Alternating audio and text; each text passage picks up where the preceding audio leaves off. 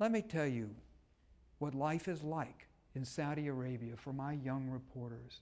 There are no movies, no theaters, no plays, no nightclubs, no music, no dating.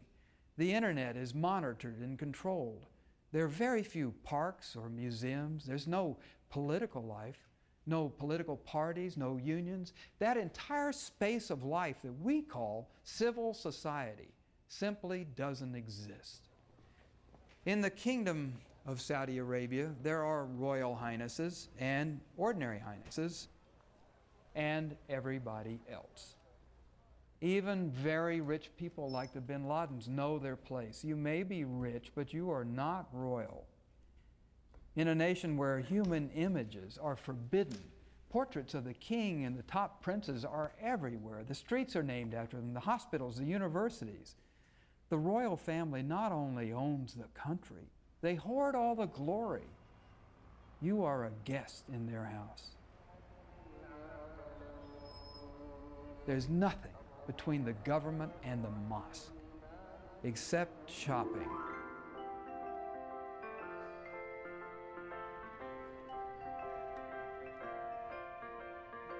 Recently, in Jeddah, a new IKEA furniture store opened its doors, and it was such a thrilling event that 15,000 people showed up. 2 were trampled to death. Consider the idleness, the boredom, the youthful population, the widespread resentment of the royal family, which steals 30 to 40% of the national revenue. Any social scientist would tell you Saudi Arabia is overripe for revolution, especially when you throw in the religious fanaticism that's such a part of the fabric of the culture. The pressures for explosive, total change in the kingdom seem irresistible.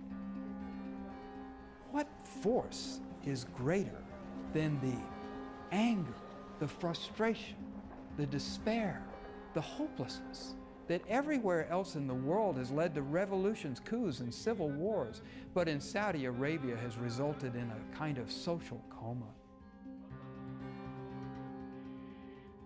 Fear is that force. I'm not speaking of fear of the government. The Saudis don't fear their government.